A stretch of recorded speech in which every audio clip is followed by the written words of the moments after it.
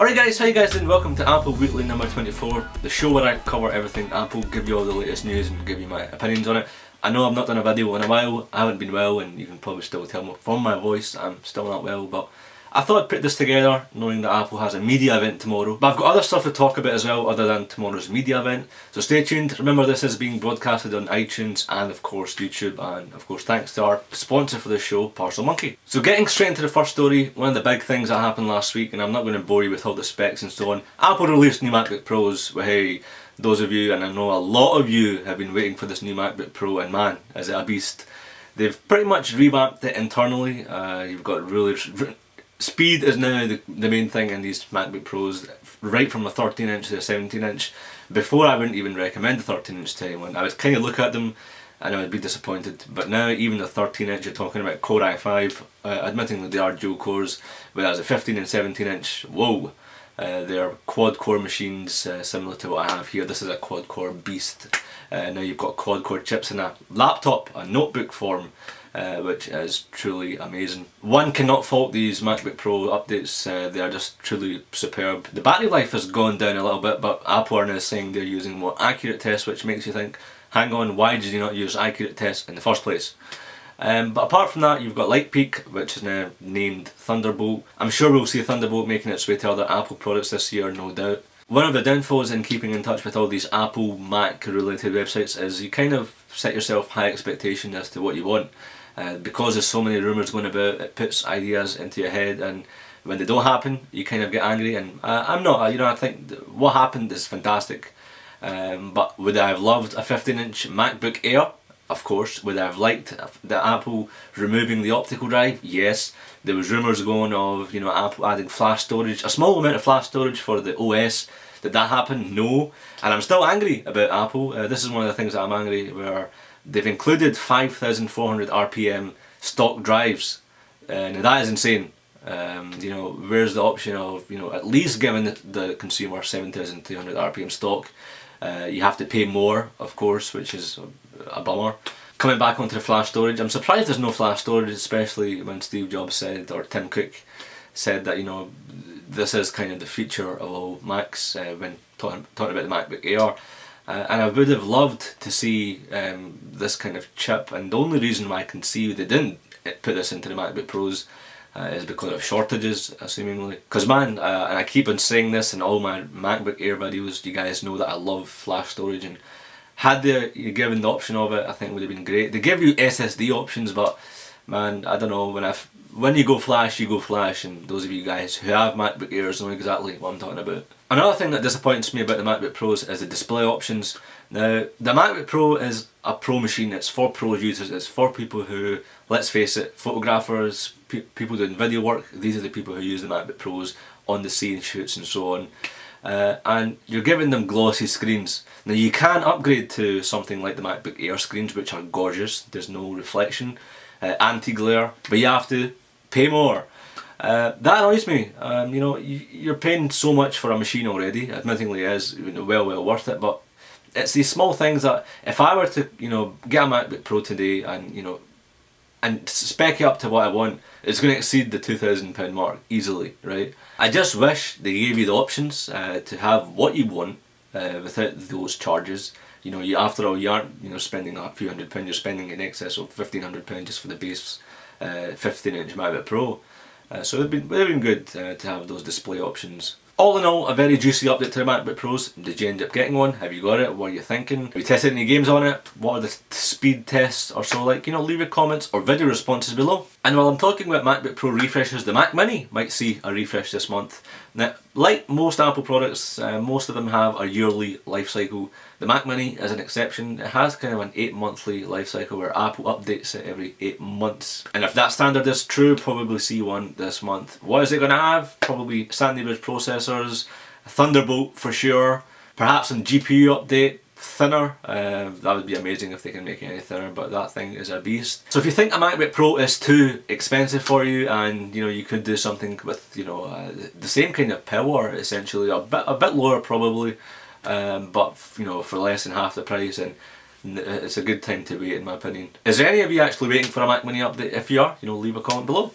Tomorrow, or 2nd of March 2011, Apple is holding their media event, for those of you who don't know, and it's in relation to iPad, as you can tell from Apple's invitation to journalists. It's widely known the iPad 2 is coming finally. Best Buy today has reported they're showing as zero stock. Some of their systems are showing as deleted.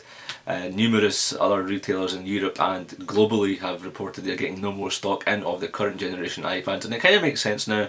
We all know it's going to be about the iPad 2. And if you don't think it's going to be about the iPad 2, then I don't really know what to say. The first iPad was announced last year in January, and it was released about March, April-ish time in the United States. So now, coming up to March, now it makes sense to release the second iteration of the iPad. Over the past few weeks and months, there's been various images going around of what the iPad 2 is going to be, and here's one that I think kind of looks credible.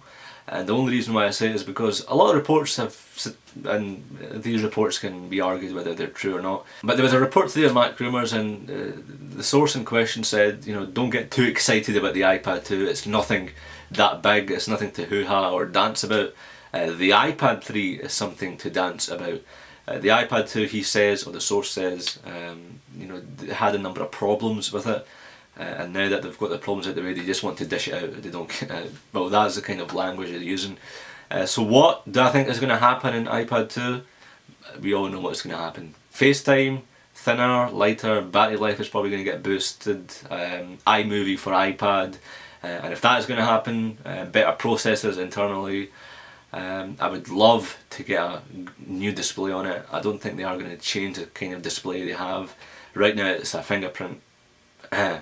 You know what. Right now it's kind of a glossy, fingerprint magnet-ish kind of feel to it, or look to it shall I say. But in any case, I guess we'll find out tomorrow, and if you've got any suggestions as to what you want in the iPad 2, what you think is coming out in the iPad 2, leave it down below. Steve Jobs, will he be there or not? Again, loads of reports today, and it's unbelievable that this is news in itself. Steve Jobs is rumoured to be at the event tomorrow. Remember that iPad was kind of his baby, and Steve Jobs is on medical leave at the moment. Would be good to, you know, at least have him for a short while, even if he doesn't come on stage. If he's in the audience, fair enough.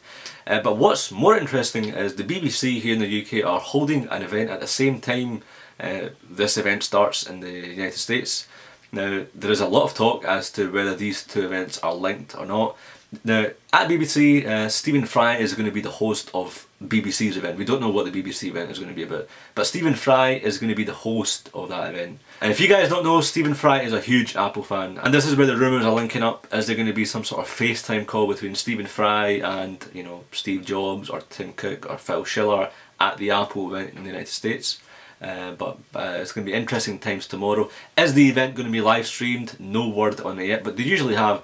The last two events which they had, Back to Mac and the iPod events, they had live streaming for it, so I don't know why they won't have live streaming for this. It doesn't make any sense.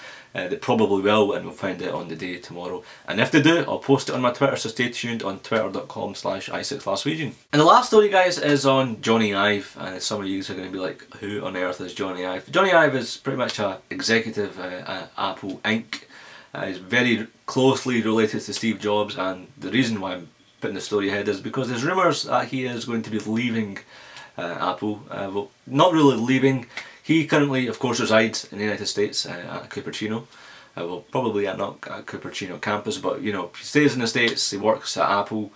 But he's wanting to move back to the United Kingdom, where he was born and educated and so on.